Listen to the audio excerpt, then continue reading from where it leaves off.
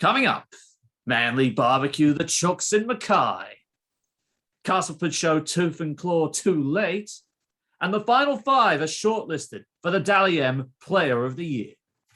Yes, hello, and welcome back to the Sideline Chat podcast, the one-stop shop for rugby league. Along with Mark Hendry, I'm Connor Marcells, and today is your NRL Finals Week 2 and 3 debrief. We are only 1 week away from the grand final, but before we talk anything prelim finals and Dally M news, we got to look back over the action from the semi-finals, and we start off with the first at the doubleheader in Mackay.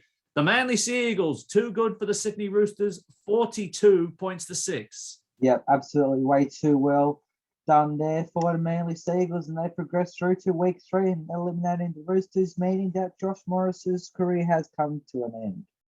And it's a little bit unfortunate, but if you were to grade the Roosters report card, we haven't really talked about report cards. We've only vaguely talked about how well we did with our top 8 predictions. But to put it into context, if you told me halfway through the year that the Roosters were going to finish shy of the top 4 and somehow make it to the semi-finals, I would have laughed you out. I honestly would have laughed you out of the room if restrictions allowed for it. Yeah, no, I would have completely agreed.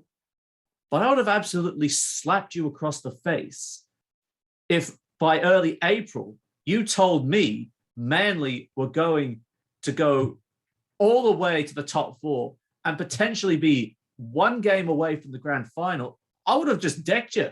Yeah. I'd said you were absolutely ridiculous. You were 1-4.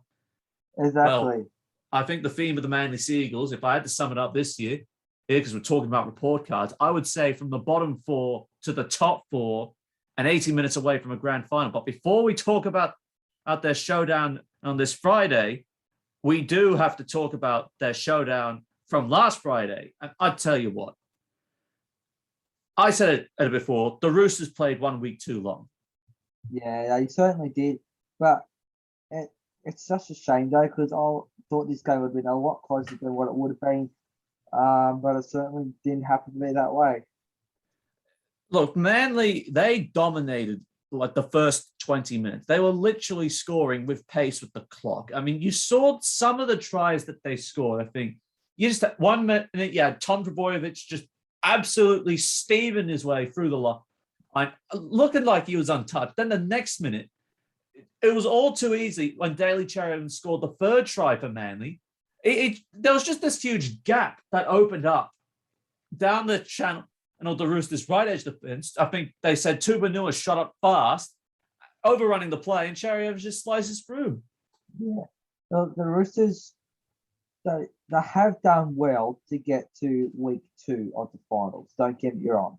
But no, I'm with you. But they've done an absolute miracle in probably Chad Robinson's eyes. Yeah, but Manly just absolutely tore them to shreds. And where's the last time we saw the Roosters get knocked out in the semi-finals? Last year. Well, there you go. 2 years in a row. But before last year, it had been a while, I believe. A long while. They used to get knocked out in prelim finals. I mean, 2014, 2015, 2017. Yeah. Just since Trent Robinson was there alone. Yeah. They've done exceptionally well to get to this far. But Manly, they have done better to go from bottom 4 to top 4 in the space of what? A season? What would you say? I'd say in about 5 months. Yeah. I mean, rounds 1 to 5, they were atrocious. They were literally worse than the Bulldogs, which by some miracle, I think everyone could say how you could be worse than the Bulldogs, who are none in 5. Well, There you go. But then from round 6 to 25, so the next 5 months after that, a complete turnaround all started with Tom Trbojevic. We keep looking at Manly week in, week out, say how well they're good. And every single time, it is hard not to pick Tom Trbojevic as the standout player for the Manly Sea Eagles. That is exactly right. Yes, they did lose a couple of games in that round 5 to 25 period, and they had Origin stars out in amongst all that as well, and they still including Tom Trbojevic. exactly Acknowledge that it was including Tommy Turbo. But put it this way: if you were to base Manly's 2021 season on a 1-4 record, you'd be laughing them out of here. Yeah. They're just like, they were getting destroyed left, right, and center. The Rabbitohs, the Roosters, the Panthers is the day before Good Friday. Good God. How ironic is that the three teams that beat them at the start of the year would have ended up being in the top 4 anyway, ahead of them. Well, Yeah, besides the Roosters, but yeah. Yeah, but then what happened next? They just kicked on. A 16-4 record after that propelled them all the way into 4th place on the ladder for their first top 4 finish since 2014. Wow. Long time between drinks. 16-4 record after getting Tom Trbojevic back. That is unbelievable. I can't even remember a time I have seen that something happen like this in a long, long time. Well, I mean, think of it this way. The Cowboys lost 3 straight, still managed to finish 3rd on the ladder, and then won the premiership in 2015. So it's not entirely impossible, but most would probably argue highly impractical. Yeah. But the good teams have done it, like Manly have. Yeah, I definitely would say that. But they just sort of made it was sort of like an inverse of Manly's qualifying final, where this time the Roosters played like Manly and Manly played like the Storm. Pretty much. And it's reflective in the stats. 13 errors were made by the Roosters. They conceded 6 penalties. They gave away 2 ruck infringements. And, of course, 1 player on reports. Yeah. The Roosters, I just don't know what happened to them, honestly. I'd say it might have been a very big fatigue factor. I would say fatigue. And I think the point was made in the broadcast that James Tedesco was literally carrying the Roosters all the way to the finals. Yeah. And he sort of had to. Yeah.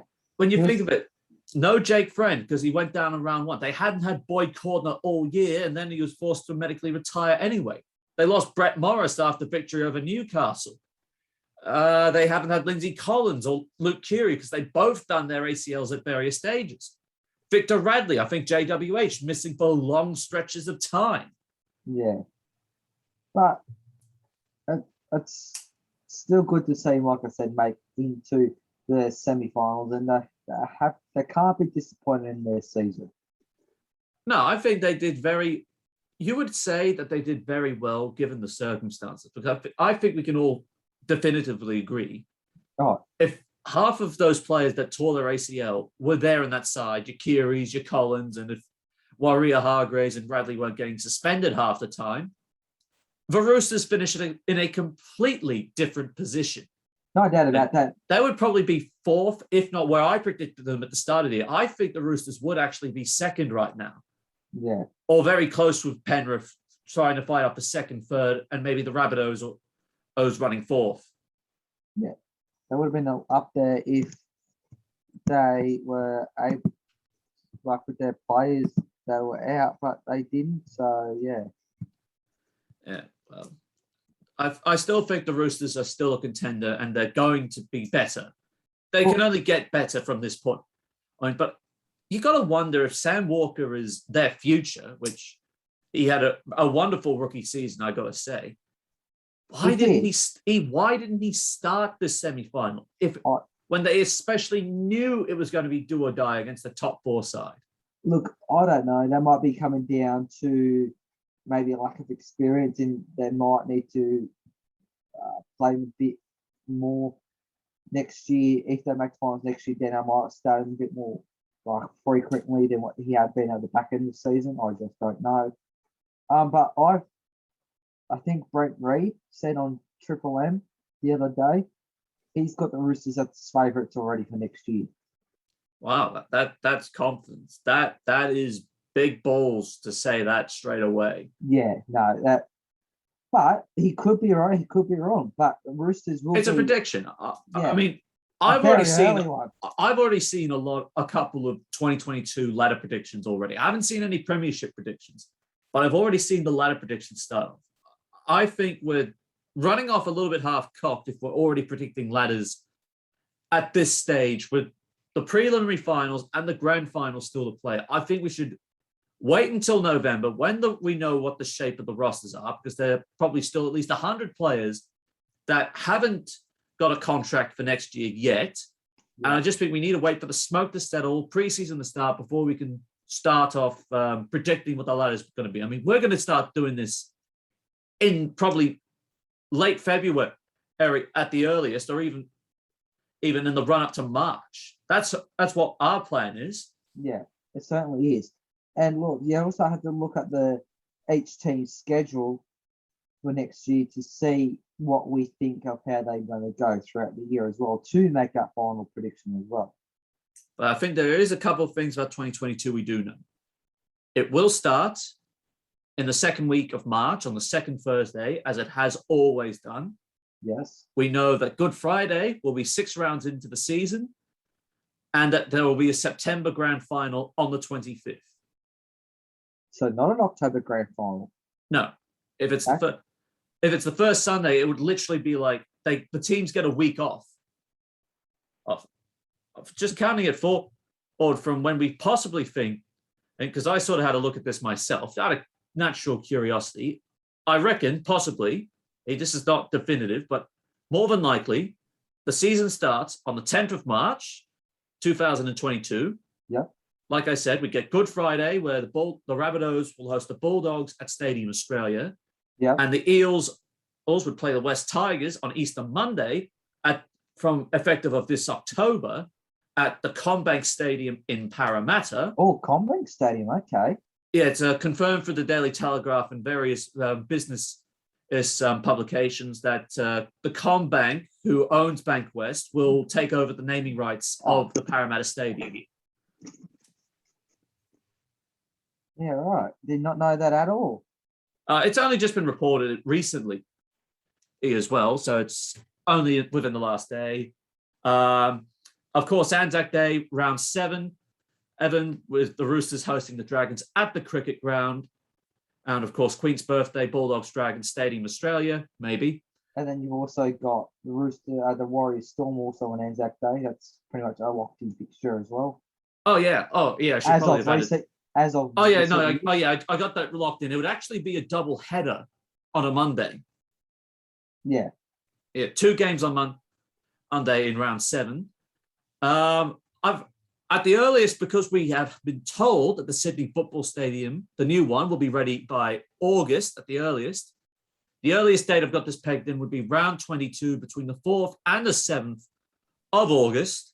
And I would definitely think the Roosters and the Rabbitohs would play very late in the season in the run-up to the finals. Yeah, so it'll be like the last meeting of the season between those two clubs. So you should have one early in the season, one late in the season. But what a way would that be to open that new stadium? The revamped Sydney Football Stadium. That'd be a brilliant one. That is the goal, or to have it ready. I think either that or State of Origin. No, that too. Yeah, that could work. So the finals would effectively start on the 2nd of September. And if you run it through via 4 weeks, it's up to the Sunday. It would run on the 25th of September for the grand final, and then turn around for the Rugby League World Cup starting on the 15th of October.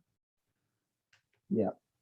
So I think that's theoretically the best I can predict of it. And it is a bit of a tangent because it is getting that close to talking about the 2022 draw.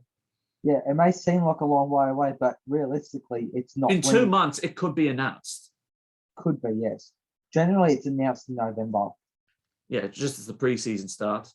Yeah. Getting back to Manly, of course, I'm going to say it again. It was, again, Tom Trbojevic as the standout player for Manly. One try assist, 201 running meters, and 10 tackle breaks. Absolute freak. That's all I say about him. That's every time.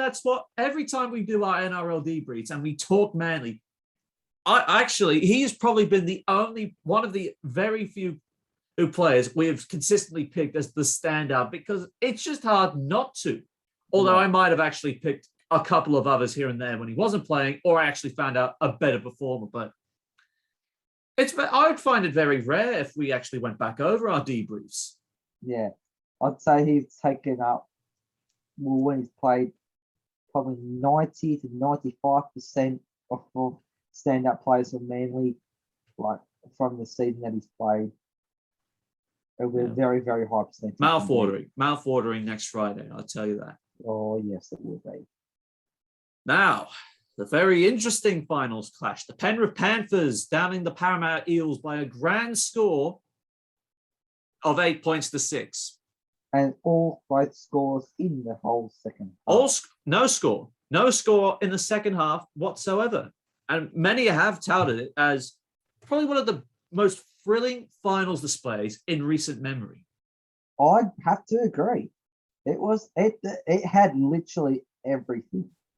I tell you what, Parramatta had it early. And I feel like they had momentum for the majority of that game because I think all the talk was, and I think you went the other way with this as well, you would think that the Panthers would absolutely roll over the top of the Eels and would reflect every single semi-final performance they've had over the last 3 years. From 32-0 in Melbourne to, I think, was it 38-24 loss to South Sydney in last year.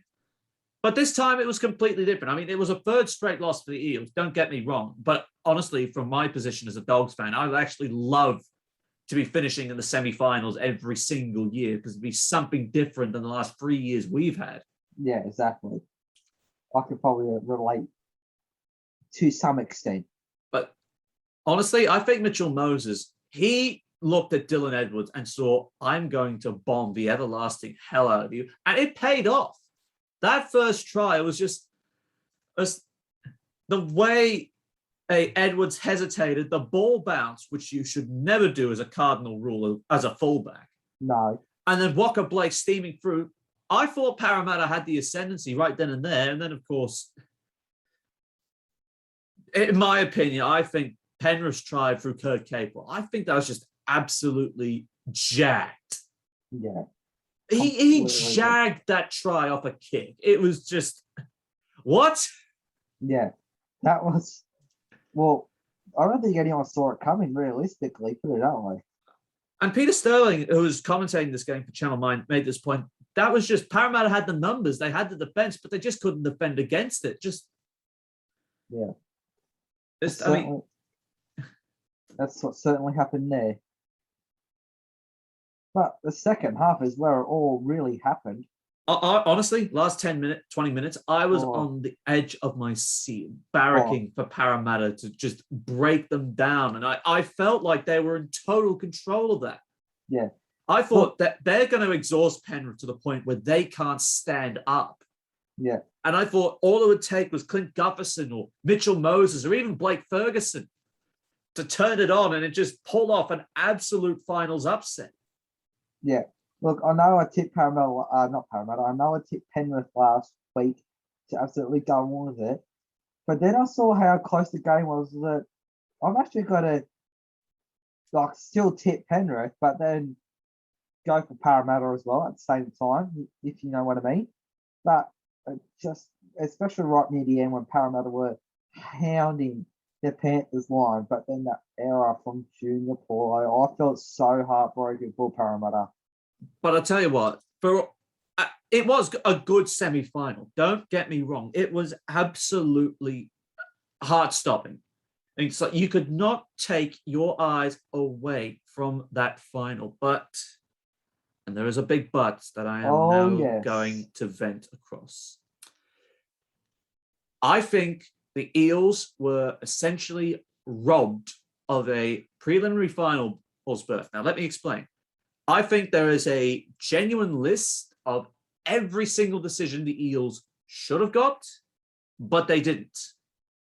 From the Viliami kick-out escorting Moses off the ball in the lead-up to what would have been Walker Blake's second try had it not been called back for a forward pass. I was wondering why that happened because I thought, how did Parramatta get the Now, sorry, how did Penrith get the ball when it was an escort? I thought, what? That was wrong. And there was a couple of times where I felt like they clobbered Mitchell Moses around the head, which was ultimately worth a penalty. Yes. Several times where even Nathan Cleary was lying in the ruck. Well, I was like, oh, come on, that's going to be 6 again. Yes. And then to top it all off, with Parramatta on the attack with about 5 minutes to go, the trainer that saved the Panthers season. Tactical, very tactical indeed. And illegal. Very If much. they don't stop for Mitch Kenny, if they don't stop, Parramatta win that. Yes. I felt like they would have won it on that set. They would have found a way to break Penrith's defense down, even if it was a 2-point field goal or another penalty. They would have won that game. Yes. 100% agree, no doubt about that. But again, Ashley Klein, for the second final in 2 weeks, See why I don't he like was him? engineering the result of that final. And I think Brad Arthur has every right to be pissed Yeah. at the NRL bunker and the referee for allowing this transgression. But fortunately, some form of justice has come across, and I would not suggest that Penrith be disqualified from the preliminary final, because I think that would be extremely over the top, as much as I would think that'd be a great equalizer. Yes. Because that's never happened. How many times have you heard a team being disqualified from the finals? And the answer is never, because it's never happened. And probably, but $25,000 for that trainer and being suspended for the rest of the year. Is that a slap? Is that literally like a slap on the wrist? Because there's like only 2 weeks until no, not even that. Penrith could even play this week. Could be their last game, and they could be in the ground. It's a slap on the wrist. Yeah, it's penalty not at this stage in the season when you got the preliminary finals this week and the grand final the week later. That's only 2 weeks left in the season, and when it concludes, that is a slap on the wrist. It would have been fairer. Like players that, I mean, with George Burgess doing the eye gouging and Hudson Young, they copped lengthy suspensions because of that charge. And you look at some of the charges during the crackdown with Jack Hetherington's and your Victor Radley's copping 5 games on end. Yeah. And it would have been fairer if he copped a 6-match ban and stood down from all training, and which would have been last 2 weeks this season and the first 4 rounds of next year. That would have been absolutely fair. With Penrith make the grand final, factor that in too. Exactly. If Penrith lose, there would have been an extra week in the first few rounds next year. I definitely see it that way. But now you can see why I don't like Ashley Klein even more. Yes, your favourite referee. I think we might have actually talked about this before. Yes, but yeah, 25 grand is a slap on the wrist. Like, that's nothing to the club. Absolutely nothing. What, Mitchell Pearce copped $100,000 for Anzac Day 2016, and he's got suspended for 8 games. What else did you have? Yeah, Josh Dugan, $50,000 for biosecurity breaches. Well, and he wasn't even affecting the player bubble of the Sharks. He was literally still back in Sydney, and the Sharks were in Queensland. So how could you say? Well, I know someone else who's copped a $50,000 fine. Go on then. Barbecue Gate. Ah, yes. Paul Vaughan and the collective of some. What was the total sum again? At least $300,000. $305,000 between all of them for Barbecue Gate. Yeah. Hey, for the biosecurity breach St. George Illawarra pulled after your 1-point win against the Warriors in Gosford. Which also happened to be our last win of the season. It destroyed you. It honestly destroyed you. But back to this trainer incident, the thing that also is very, very annoying, the trainer stopped the play when he wasn't even on the field. Yeah, so breaching operational conduct here. If he wanted to stop the game, he would have had to go on the field and give a medical assessment upon Mitch Kenny. That actually sounded a little bit wrong. if medical assessment, that could be interpreted so many ways. But I thought at first someone just trodden on Mitch Kenny's foot, which can easily happen in league, don't get me wrong, and he was milking it. Oh, believe me, it's completely possible to accidentally tread on someone.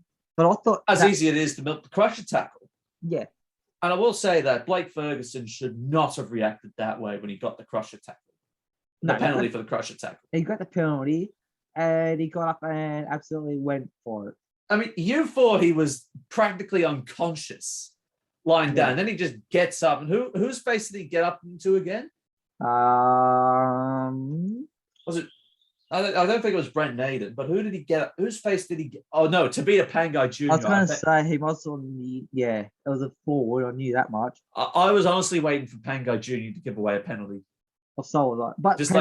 But Parramatta already got the penalty for the crusher anyway, so. Yeah. I just think Penrith were favoured by the referee and the bunker. Yes. That night. I mean, Parramatta didn't have everything go their way. I mean, they had the opportunity with 1 minute and 10 seconds left. It's just unfortunate that Junior Paulo couldn't hold on to the ball. Yeah. And look, another call that went against Parramatta was that over in the far corner, I think Penrith knocked on and there was no 6th again call when it should have been. When Gutherson regained the ball and he was passing it back infield, it was very late in the game as well. But yeah.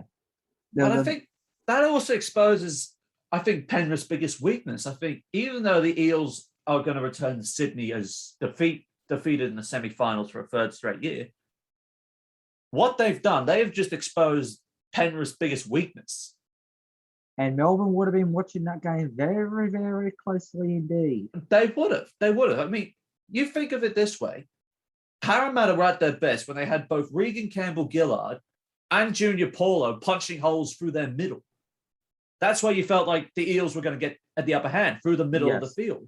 And that's what I passed in it near the end to try and get Junior Paulo over at the very end of the match, but he couldn't head on to it. Just even with Fisher Harris, even with a hard-nosed front rower like Pangai Jr., who can turn a game, they were dominated in the middle physically.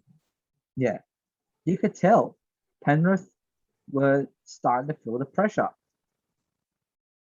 As for the Eels, I don't want to be too confident in saying that they will be back in the top 4 next year, but you got to think Mitchell Moses is there. He's going to be, within the next couple of years, he will join the likes of Cleary and Cherry Evans and Adam Reynolds in that elite category of halves after his performance into the finals this year. Moses just needs to try and stay injury-free for a few seasons. And Reed Marnie, same as Reed Marnie. That too. They made the point, if they had Reed Marnie there, or Joey Lussick at the very least, as well as actually using Nathan Brown, the Eels are in a very different position. Yeah. That Reed Marnie or even Joey Lussick darting out dummy half close to the line could have got them that win. Or completely turn the game on its head earlier on in the match. Or numerous occasions. If they got that Blake try, and that was amongst the final points scored, Parramatta go through. Yeah. Or even if the penalty forces it into extra time, and then we'll see who gets up. Yeah. But there's a lot of couldas. Results are the results. The Eels are back at home at last after. But I would still say this was another good year for the Eels. Yeah, you would. Despite the sixth place finish, they were still a good side all year. Yeah. And I think there's a lot of defensive resolve they can take from this final series and then implement it into 2022. Yeah, for sure. So that's all the semi-finals covered. We now move to the preliminary finals. One game stands between 4 sides for the grand prize. Well, 2 and 2 each way. But first up at Suncorp Stadium on Friday night, the South Sydney Rabbitohs host the Manly Seagulls, and there have been no changes to either side, from Manly's thumping of the Roosters to South Sydney's pure defensive display against the Panthers back in the qualifiers. And guess who we've just been bagging is going to be taking the reins for this game. It's Sort Ash of Klein. Yes. Look, who I'm gonna say this. I'm gonna probably cop backlash for this, but who's he going to favour this week? Who knows? Who honestly knows? I mean, he favoured Newcastle in the elimination final. He reffed. He favoured Penrith in the semi-final. He reffed. So that's one away side, one home side. Who's it going to be this time? Was he gone? Away, home. He'll probably go away again, so that will be Manly. Not that we're suggesting anything of the like. No. But Dennis Carnahan back in 2013 highlighted some interesting findings regarding the Cowboys. Yes. Yes, 7 plays to beat Cronulla, if you want to look it up. Yes. What year was that? 2017? 2013. Wow, that's a lot longer ago than I first thought it was. I thought it was only, 3 years ago, but it's a lot longer than anticipated. There you go. Yeah, so This neither match, side forced into any changes. good. That's a good thing. You would want that consistency. Yes. Now this is going to be interesting because this is the second time that the Rabbitohs and Manly have met in a preliminary final within the last 10 years. It didn't go down so well for the Rabbitohs last time. No, it certainly did not. But when you think about it, the Rabbitohs preliminary finals record since Michael Maguire joined. So what was it? 2012 finished third and they lost to Canterbury. Yes. 2013 finished third again, lost to Manly. Yes. Manly, after beating Melbourne in the qualifying final, mind you. Yes. 2014, they finished third, won against the Roosters and then the Premiership over Canterbury. Then they made their next preliminary final in 2018, finishing second and lost to the Roosters by failing to score a try. Yes. 2019 finished third again, and then lost to the Raiders thanks to Josh Papali's his game-breaking try. Yes. And then last year finished sixth, made it all the way to the preliminary final, and then lost to Penrith. Yes. So the Rabbitohs preliminary finals record, not good.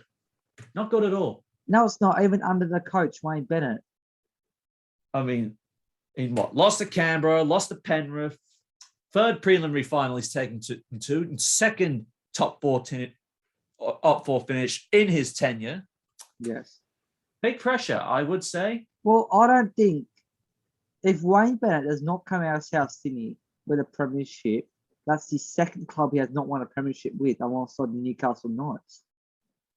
Well, he's been at a couple of clubs at that. But here's the thing. All those preliminary finals losses, out of all of them, barring it in 2013 and now, they won the qualifying final. Every single other time, they lost their qualifying final. Not 2014 and 2014. So 2013, 2014, and I would probably say 2012 as well. Just off the top of my head. I'm actually going to look that up now just to be certain. So it sounds like the curse has been on South Sydney of not making the grand final from the prelims. I'm just going to... Besides 2014 when they actually went on. Yep, 2012 as well. They lost to Melbourne. Jesus Christ, they faced Melbourne in two qualifying finals in a row between 2012 and 2013. Well, yeah, but they lost. Melbourne, so what do you expect? But here's the thing: most of those preliminary finals losses came when they didn't win, and this is practically decided 9 of the last 10 premiers. You get to the top 4, but you have to win the first week of the finals to be a chance of the premiership, because it's that extra 80 minutes of that make a difference between winning and losing. Yeah, it certainly is. So this right here is the biggest test for the Rabbitohs. They have been in a couple of qualifying finals that they've won, and then they won the preliminary final, but that would be 2012, well, 2013, 2014, and now, qualifying finals that they won. They've won one, they've lost one. This is probably their biggest test if they can win it this time. Yeah, and come up a very strong side and the red hot form Manly side. It's going to be very, very difficult indeed. There's a lot of bad blood between these two sides, stretching back probably since the most likely since the 1950s, with all the grand finals and final series they've played in. Manly are once again rich after that lucrative sponsorship deal they've signed. And of course, South Sydney have been in one of the very few clubs to turn a profit as of late of that winning formula success, if not NRL.com article about winning starts Monday. Which I haven't read, but yeah, I will. Now, but, yeah, it's a tough one. I'd love to see both these teams go well and go to make through the grand final. Coming into the finals, I said a Rabbits Manly grand final would be good. Well, that cannot happen. Everyone was saying, and everyone was saying a Melbourne Penrith grand final, but that also can't happen. But what can happen, and this is what I've done, but before I say what, we got to look at the strengths and weaknesses here. Manly are coming into this against a well-rested Rabbitohs side because that 2-week turnaround is a big boost for a top 4 side if they can win the first week. Definitely. They've got their full strength as they can be, and they've got a good dynamic with Tom Trbojevic and Daly Cherry Evans as the 2 key players is for this Manly side if they're to go through. Yes. My question is, can they break down South Sydney's defence?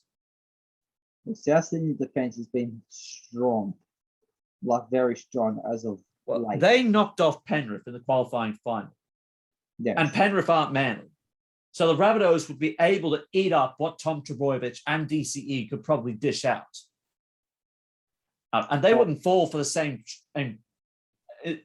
game plan, unfortunately, defined the Roosters last Friday, or Melbourne, Manly in the first week as well. Yeah, they would have taken the lessons that they learned from those 2 finals matches that Manly played, and I think they'll tailor-make a game plan that, one, harasses and limits the influence, the time and space Tom Trbojevic gets, whether it's trying to shepherd him to the touchline, kicking in for touch, trying to keep him from getting the ball deep in his own half, because we know how devastating he can be down that end. Yes.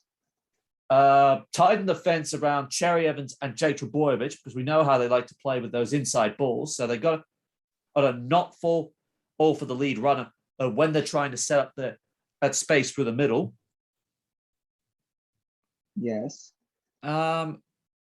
And then I think go after Manly's right edge defensively. I think give no space for Cherry Evans whatsoever to try and influence the outcome with his kicking game.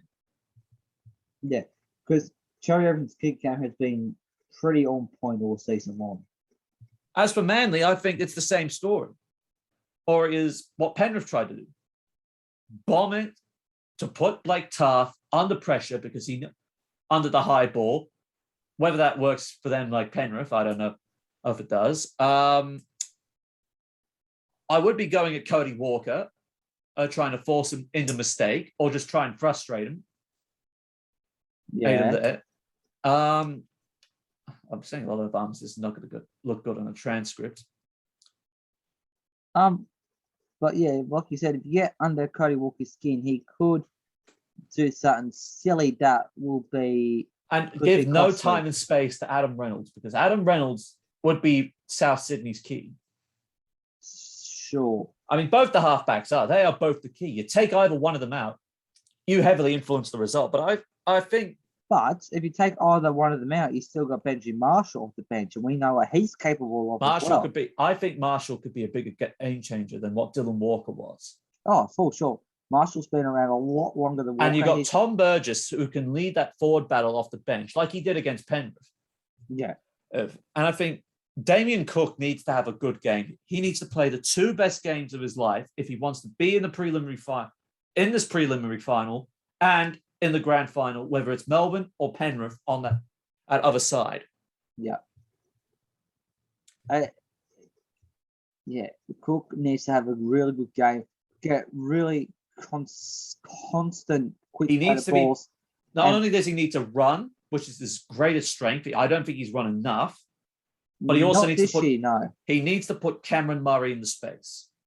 Yes. We've seen how that works with Murray. That dynamic, and it worked well for them. They need to do more of that. And having Murray around that middle, that just opens up the door or the left edge to really get some good quality ball. And spells trouble for Manly. Exactly. Massive trouble for Manly. All right. Here we are. Final prediction. One team goes home. The other team goes through to the grand final. I hate it for this match. This is out of all the regular season, this is the toughest one to pick. It's off the scale toughness. Throughout the week, so far, I've been saying Souths. I'm leaning towards Souths. But, like I said earlier, I would love to see both Manly and Souths go very, very well. They both deserve to be in the grand final, but only one of them can. I'm still leaning towards Souths in a 1-12 margin to win it by, I'm going to say to win it by 1. Souths by 1. A Cherry Evans field goal? Souths by 1. Oh, no, Adam Reynolds then. Yeah. I'm sorry. Yeah, Souths by 1. It's so hard to predict. And I can't even pick a draw because someone has to win. Someone does have to win. That's the only way to do it. Souths 1. I am with you. I think Wayne Bennett, we will see the 2 best games Wayne Bennett has ever coached. I think potentially the grand final and especially this preliminary final. The first team I predict will go through to the grand final will be the South Sydney Rabbitohs, and I think they'll do it in a margin of 1-12. I'm gonna add an extra category next year, just for the sake of consistency. This year, it's still going to be 1-12 and 13 plus, but next year we'll change it so there's 1-6, 7-12, and then there's still 13 plus, unchanged. Yep, fair enough.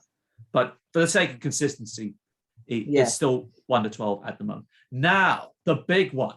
Oh, yeah. 4:00 at Suncorp Stadium to avoid clashing with the AFL Grand Final. Boo. Who cares about the AFL Grand Final? Not me.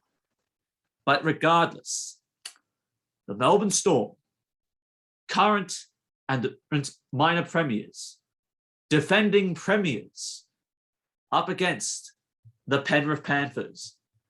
One change for Penrith. Mitch Kenny has been ruled out after he went down supposedly injured. Or no, he probably did go down injured. So Tyrone May has been lifted to the interchange, while Brian To'o, after that little incident with his foot, he has been named in the reserves in jumper 21. More than likely, if named, Brett Naden would make way from the wing. And Melbourne, only one change, but it's a massive return of Josh Adokar. He's back on the wing, pushing, I believe, Isaac Lumi to the reserves list. And good news that Brandon Smith has been cleared of a facial fracture. That's a big boost for Melbourne. Getting the Fox back, and of course the Cheese being all right. Yeah, well, they've had a couple of weeks to recover from that, so good timing. It is good timing for Melbourne. Well rested and ready to go. Yes. Penrith, on the other hand, have had to go the long way. They've had to go through every single finals match to get to this point. They have. Which is not what they would have been aiming for.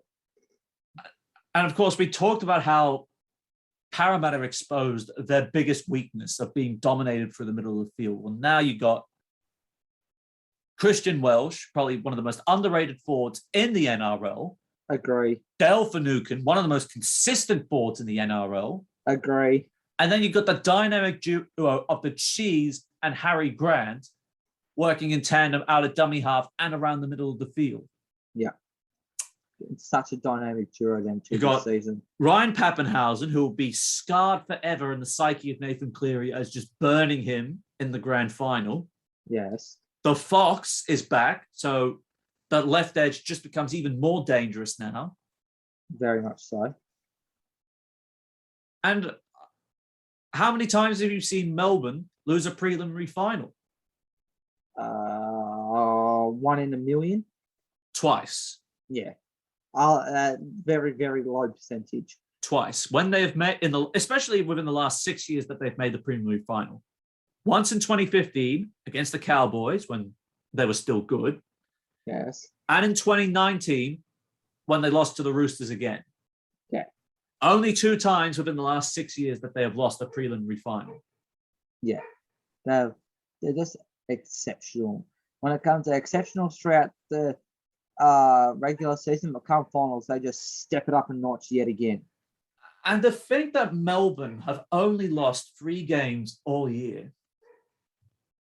That is unbelievable.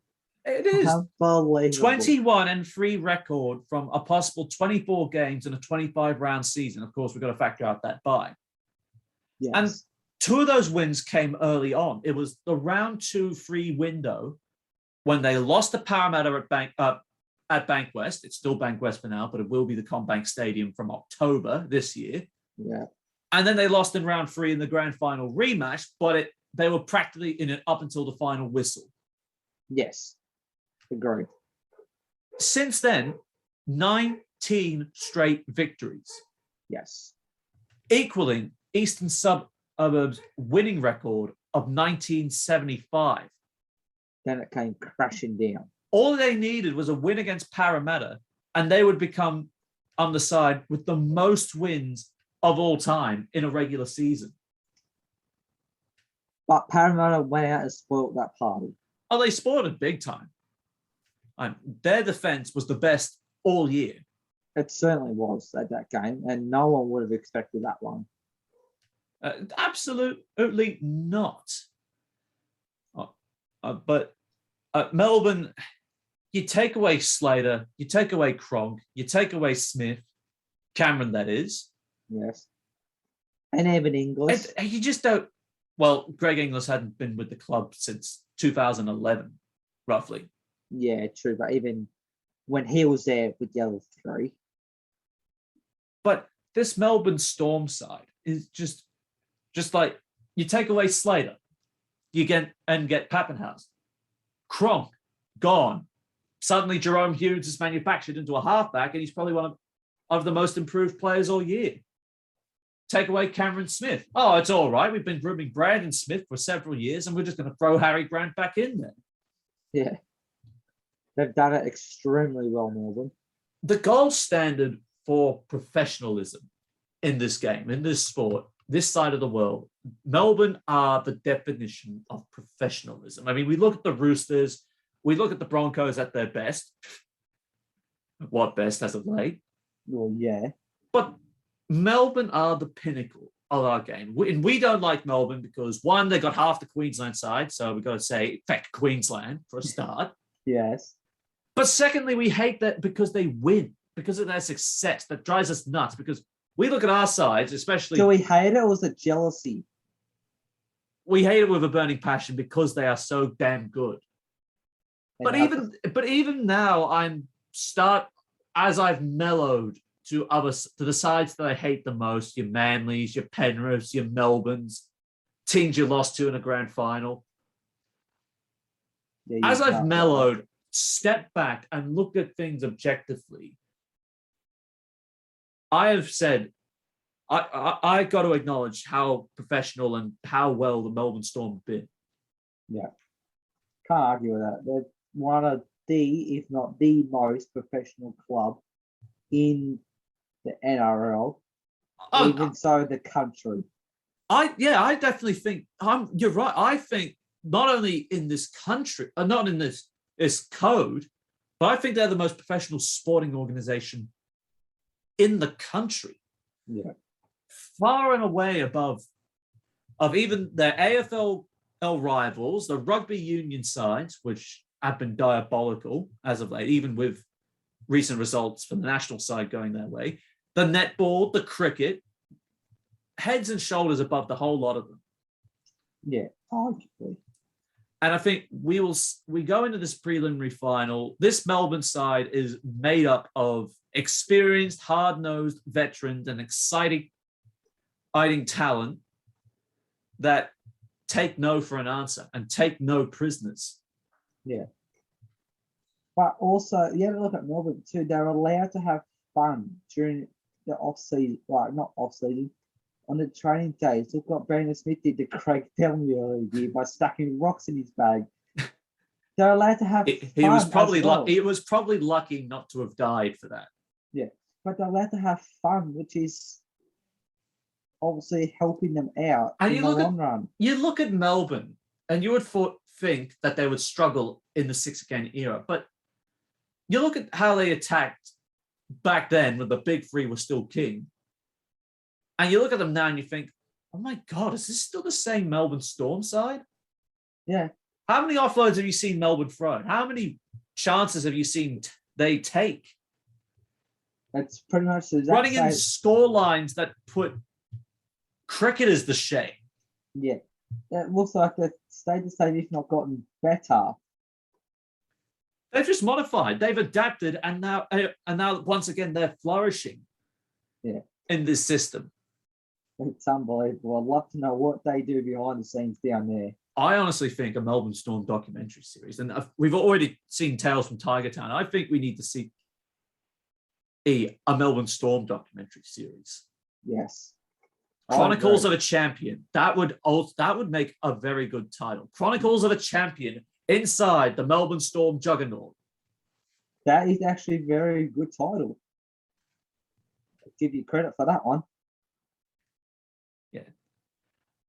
Now, I think we've been we've been talking up Melbourne for what probably seems like 5 minutes or more. Is there a path for Penrith, though? Because we've still got to admit that the Panthers making the grand final is a possibility. Yes, it is. So we know what Parramatta did to Penrith. They put pressure on them. They don't perform as well. They start to crack. In a bigger game like this, I reckon they're going to crack even further. And there'll be extra pressure added onto Cleary. And the most physical 80 minutes they played against the Eels wouldn't help their cause either. No, they're a bit battered and bruised, which is pretty much the only time, or very minimal time, to see Penrith battered and bruised after a match. But surely they did come out of the Parramatta clash very battered and bruised. So, final decision. The second team to go through to the grand final. So, you've got Penrith, who haven't rested any players all final season. Melbourne have, plus they've had that extra week off because they made it straight through this upcoming week from winning the week one. So Melbourne will be fresher than what Penrith will be. So that's going to play a massive factor into this game. And second of all, like I just said, the physicality of the last week's game against Parramatta will be still in the back of the minds and showing some effect. So, your final call? Melbourne, 13 plus. All right. Don't get me wrong. I think Penrith will try and get up for this game, but the fact they haven't rested any players, and we've talked about, would you rather it's a flat side or a very fresh side? I think this is the same story we're looking at again. I think they'll be throwing punches. Not literally. We don't want any violence. No. Do we? That's what's going to happen. Do we want some biff? Do we want the biff? Yes and no. But there's got to be some in this match. There's got to be intensity. There will be intensity. But I think Penrith have probably exhausted themselves, and they're going up against another strong forward pack who have probably worked out their game by now. So I'm going to go for the second team to qualify for this year's NRL Telstra Premiership Grand Final. I will say the Melbourne Storm win it. Also, in a 1-12 margin. I think Penrith will be doing everything they can to throw everything at them, including the kitchen sink and a trainer. But I think they will fall short and once again expose their inconsistencies against the true contenders in this game. Just like their semi-final drought, similar to Parramatta's, that they always end up losing to a better side. I think it will come back to haunt them again. Yeah. So one says Melbourne 13 plus, one says Melbourne 1-12. But we both say a Melbourne South's grand final. So our grand final prediction, well, we predict that the grand final will be the Melbourne Storm hosting the South Sydney Rabbitohs at Suncorp Stadium on the 3rd of October this year. Yes. Now, away from the grand final and all the finals talk before we let you go, the NRL has shortlisted the final 5 players they have nominated or are currently polling to win the Dally M Player of the Year. Currently, Daly Cherry Evans, Nathan Cleary, James Tedesco, Tom Trbojevic, and Cody Walker are all in the running to become the Dally M Player of the Year. Yes, and this is also the first time we have ever seen the results up until round 19. Because generally, voting goes behind closed doors after round 12. But now we've seen it to up until round 19, the very, very first.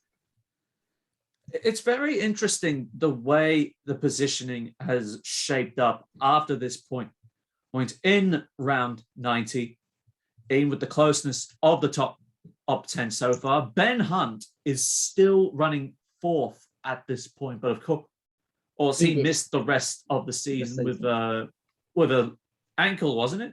No, hang on. No, it was an arm injury, I think. He did his shoulder. Yeah. Broken arm. Broken arm, yeah. Yeah. So at the moment, Nathan Cleary is leading the charge with 6 rounds still to be determined, with 24 votes. Tom Trbojevic, 23, running second.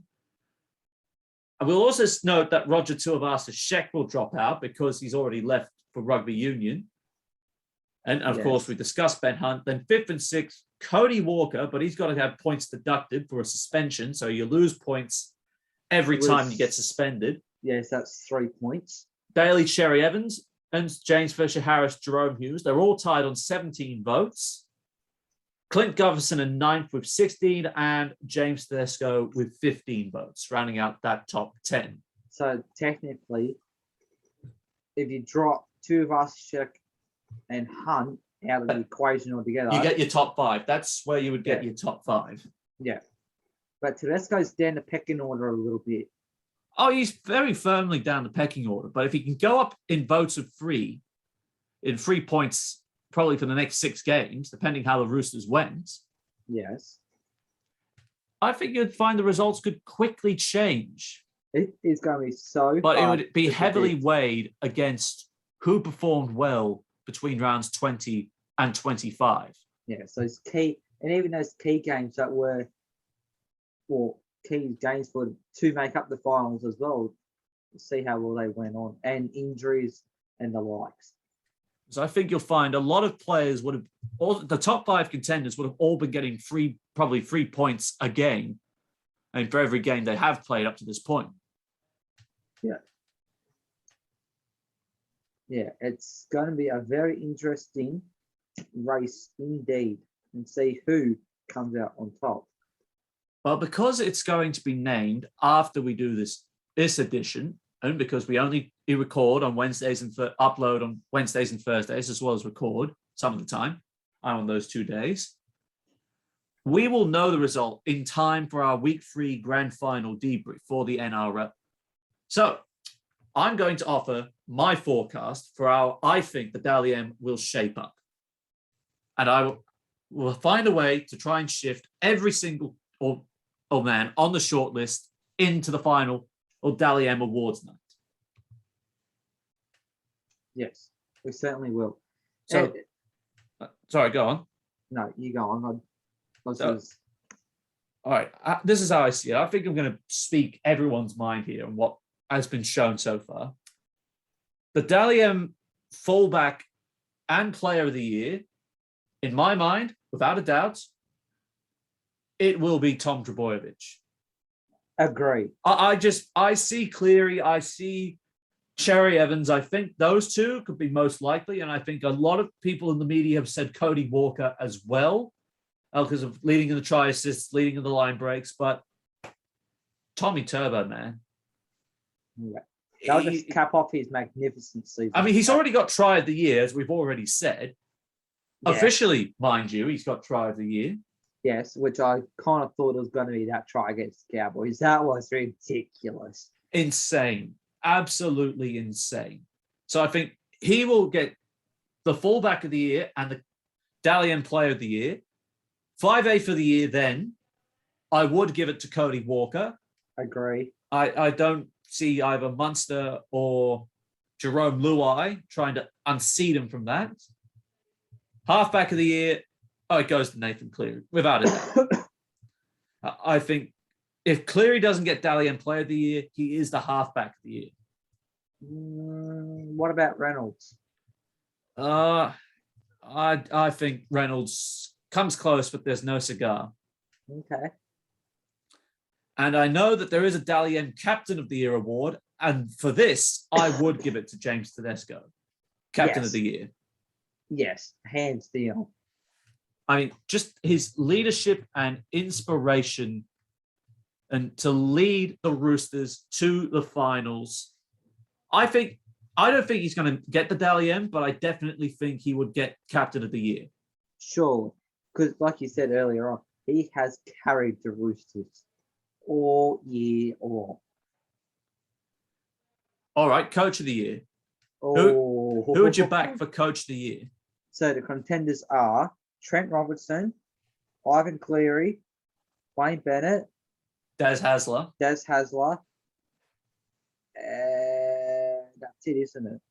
I think there was 5 from memory for Coach of the Year. I was trying to think who the other Coach of the Year would be.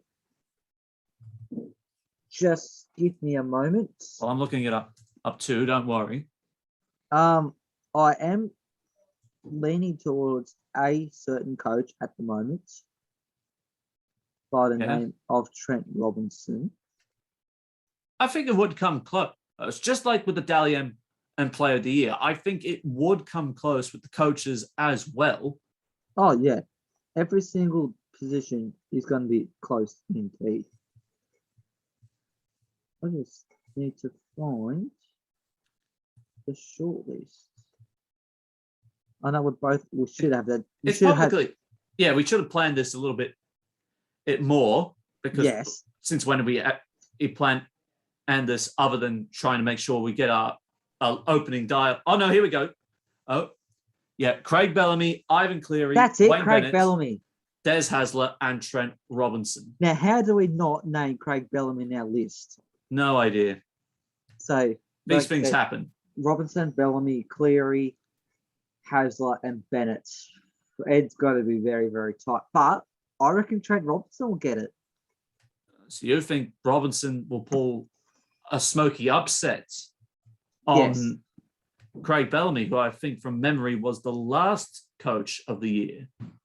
Yeah, look, I say Craig Bellamy. I'd say Trent Robinson because he's had to. I know all coaches have had to go through a lot this season, but Trent Robinson has gone through a lot more than what the other 4 have, with injuries, naming squads, literally everything.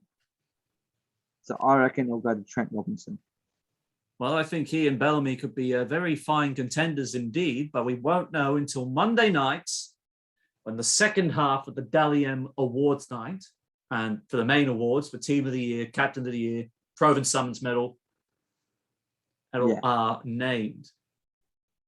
Yes, it's going to be very, very interesting to see who comes out on top.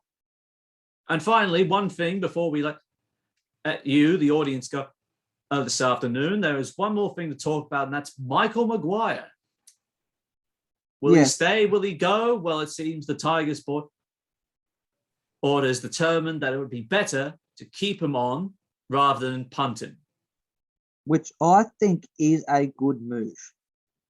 Yes. Okay. So Maguire is 3 results on the final ladder since it's been there 9th, 11th, 13th. So they have gone on a downhill slide.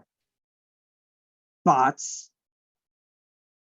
that's not all his fault either. The players need to try. Yes, the players have been trying, don't get me wrong, but they've been so inconsistent. It's been a major factor in those ladder finishing spots. Don't get me wrong about the West Tigers. There is a good core nucleus that next year they can build around. Of course, Adam Dewey won't be there because he's done his ACL. We'll probably miss upwards of 8 rounds. Dane Laurie, Stefano Utoikamanu, Jake Simpkin. A lot of people saying Sean Bloor, maybe. Yeah. And then you get Jackson Hastings coming and Oliver Gildart. Hastings, for me, would probably be the most improved player coming into that Tigers side for sure. For sure. And I reckon he'll take more control of that side than what Luke Brooks will. I'm convinced Luke Brooks is still going to get sacked. Once Dewey comes back, I think it'll be Dewey and Hastings to carry the West Tigers forward and try and break that finals drought. Yeah, I agree with you right there. Don't get me wrong, Brooks on his day is good, but he hasn't done that much over the last couple of years. You look at that so-called big 4 they had: Tedesco, Moses, Brooks, and Woods. Brooks stayed, and he's flopped.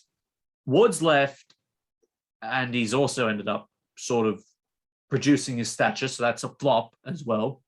But you look at Mitchell Moses, and you look at James Tedesco, leaving was probably the best move they ever made, because you look at Tedesco, he's more than likely the Australian captain. He's the Blues captain. He's the Roosters captain. He's one of the best fullbacks in our game. And Mitchell Moses carried Parramatta to 4 final series in 5 years.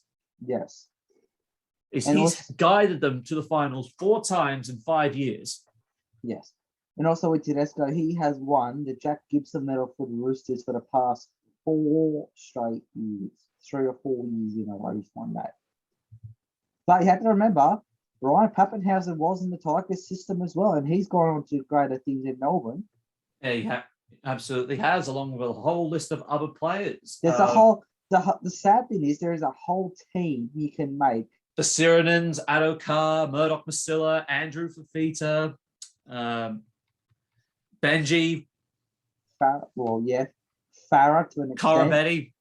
Yes. Let Corabetti go as well. Yeah, there's a whole team you can make of who the Tigers have let go over the years, and they've gone on to do better things. But for the CEO, Justin Pascoe, and for the chairman, Lee Hajapintalis, they've made the right call, because it would not have sat that well to go for your 6th coach in 12 years. No, that is a very... Because Tim Sheens was West Tigers coach after they flooded through with, I think, Wayne Pearce and Terry Land at various stages, up until 2012.